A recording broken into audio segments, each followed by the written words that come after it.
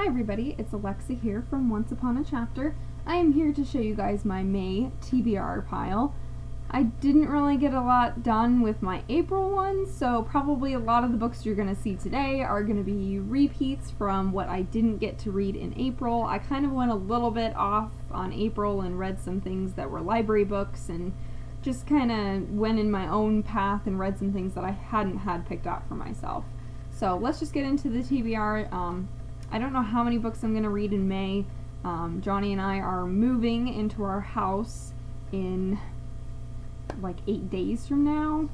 So yeah, a lot of different things are happening. All the books behind me have yet to be packed and we're moving in 8 days, okay? So you can tell that this is, not going so well for us. Anyway, let's just get to the books because that's what you're here for. So I did read Blood Promise, which I was very excited that I actually got around to reading book 4 in the Vampire Academy series.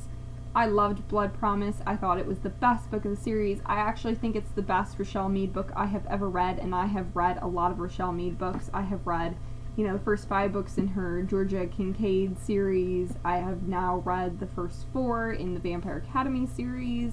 I own some of her other books. But Blood Promise has been my favorite Rochelle Mead book thus far. It was the first Rochelle Mead book of mine that I own and have read to get the full 5 out of 5 star rating. So because I loved Blood Promise so much and it kind of ended in a spot that I was like, no, you have to tell me what happens. I have to know. I did pick up Spirit Bound. I wanted to complete this one in April, but I didn't get there. I am 200 pages into this almost 500 page book, so I'm not quite halfway into this one. I think I've been struggling a little bit with this one because Blood Promise was so amazing, and then I'm reading this one and it's really letting me down. I don't know, I feel like Rose grew up a lot in Blood Promise and she was showing us a new side of her, a more mature side, and it was all about, love and angst and hurt and feelings and what Rose wanted to do with her life. And now I feel like in this one, Rose has kind of regressed back to the person that she was earlier on in the Vampire Academy series, and I'm not really a fan of the fact that she's regressing back to, a girl who's, I don't know, just not the girl she was in Blood Promise. So I'm a little upset with this one, but I still want to read it and, finish the series eventually. So there's that one. Another book that I'm currently reading, and I'm a little bit more than halfway through with this one. It's kind of like the book that I take with me when I'm going places. So, if I stop and get held up someplace and I have 15-20 minutes to read, or, if I'm on a lunch break at work, I read this book, which is a book I got from the library, which is Unhinged. This is the second book in the Splinter series, or Alice in Wonderland retelling-ish type of thing. I'm really loving this book. This book is featuring Morpheus, of course. That's why he's on the cover. I loved Morpheus in the first book. Gotta say, I love him even more in this one. He is my guy. I will pick him every day of the week. And so I really like this one. It's definitely exploring her feelings a little bit more, and I kind of like that more of it's taking place in the human world this time, because it's allowing us time to kind of have retrospect and kind of like, think about what's going on and if she has to go back to Wonderland and all these things that are going on in this book, and it is just so well written.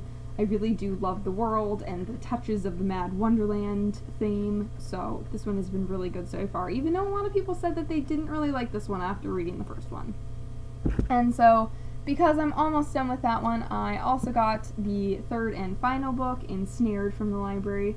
I'm guessing that this one has more to do with Jeb because he is on the front cover, which is her human boyfriend versus Morpheus, who is, like the guy from Wonderland who's always kind of been around her, Anyway, so, I do hope to finish Unhinged, and I do hope I really like the last 100 or so pages that I have left, and then I want to read Ensnared as another book that, like I said, will stay in my purse with me and that I'll read here and there, I may devote some more time to it when it gets really good and I want to finish the series, so I hope I'm able to make that happen before the books are due back.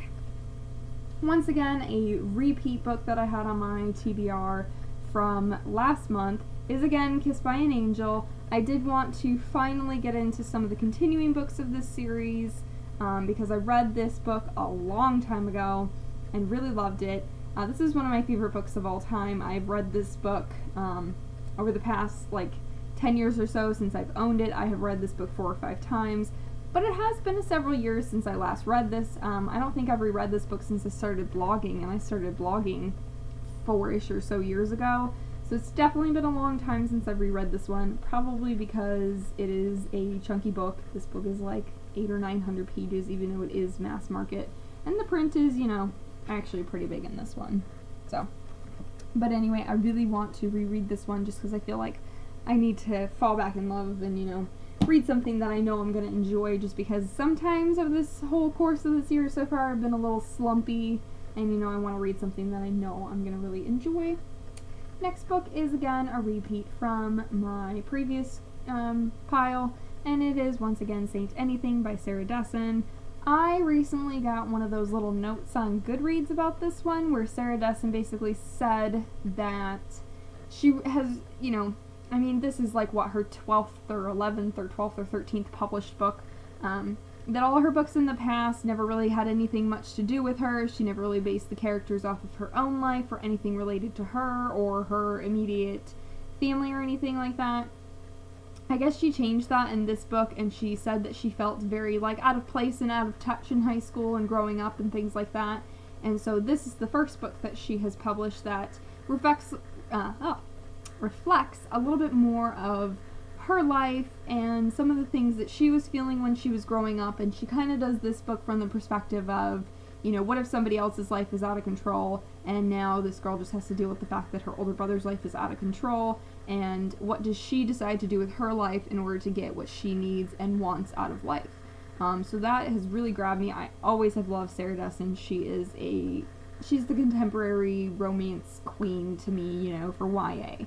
Well, I wouldn't necessarily say just romance, because, her books include so much more than that, so many good themes, and I haven't read a Dessen book in quite a while. I bought her other ones, like What Happens to Goodbye, and I think The Moon and More was the other one. I bought those, but sadly never read them, just because people kind of seem to say that they weren't as good as some of her previous books. So I'm hoping I'm going to get back into Dessen and get some more Dessen back in my life by reading this book, and it is really cool that she included something that was a little bit more personal, it sounds like, to her. So now I definitely can't wait to read this one, even though it is kind of, it doesn't seem very chunky, but I think it's 400 pages, so, it's a good book. The next book on my pile is something that Stephanie and I here at Once Upon a Chapter will be buddy reading together. We decided to do a buddy read together of Throne and Glass during the Dewey 24-hour readathon. Unfortunately, I kind of got caught up with life things halfway through the readathon and didn't get a lot of the book read, and then I had to kind of catch up with her and read it over the last couple days right before April ended. So I told her that if she wants to read the next book, we could read it together in May. So I do have Crown of Midnight, which is the second book in this series. I did like the first book. I didn't quite buy into all of the hype of it. I think I'm gonna give it, I haven't done my review yet, so sometimes it's hard for me to come up with a real rating when I haven't actually written the whole review, because sometimes that changes my rating up or down by at least half a star. Usually not more than half a star, but usually half a star one way or the other. So right now, in my mind, the first book is a 4-star. That could change to 4.5. I don't think it'll go down. It might go up a little bit when I start writing the review and seeing what I really did love and hate about the book. But overall, I thought Throne of Glass was a really good book, and it does lay the groundwork for a series that I think is going to be, really great and really important in YA. So I want to continue with Crown of Midnight, and I know Stephanie wants to continue because she thought Throne of Glass was a 4.5-ish rating too. So we're definitely excited to see what happens. People say this book has a lot of feels to it and has all this drama and all this stuff going on, so I'm really excited to see what happens to all of our beloved characters in this one. And then last, again, is a book that, once again, I had in my April pile, but I did not get around to reading it or even starting it. I knew I wanted to start it maybe in April. I knew I wasn't really going to get it finished. But that is J.R. Ward, The Shadows. I know I'm one of those people who I can't really resist this series. I have loved the Black Dagger Brotherhood series, since when it was in its original conception with the first 6 books in mass market paperback only. I loved it back then, and I have read the brothers, every single year since then with each new release. This is book 13, so, we're getting a little ways along here in the series.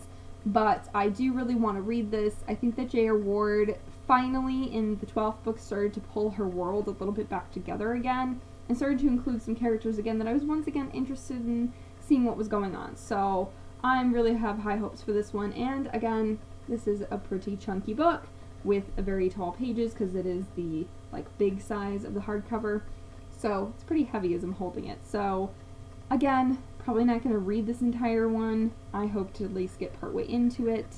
Like I said, we're moving in 8 days, and you see all these beautiful, beautiful books behind me. Oops, I'm knocking over my books as I'm setting them down here. All the beautiful books behind me have to go in boxes and then get put back up at the house. And everything else in the house has yet to be packed. So the next 8 days of my life are going to be pretty crazy. And like I said, I don't know how much time I'm really going to have to read during the first part of May, but second week of May, or the first full second week of May, is About a Book's readathon. So maybe I'll join that readathon for the whole week and then get some more reading done. And I do want to, like I said, get done all these books. So hopefully I will stick to this TBR for once in my life, and I'll get some of these books read. So here's a lovely shot of my bookshelves in this apartment before I take them all down. So all the way up to there, and all the way down, to the bottom row down here behind me.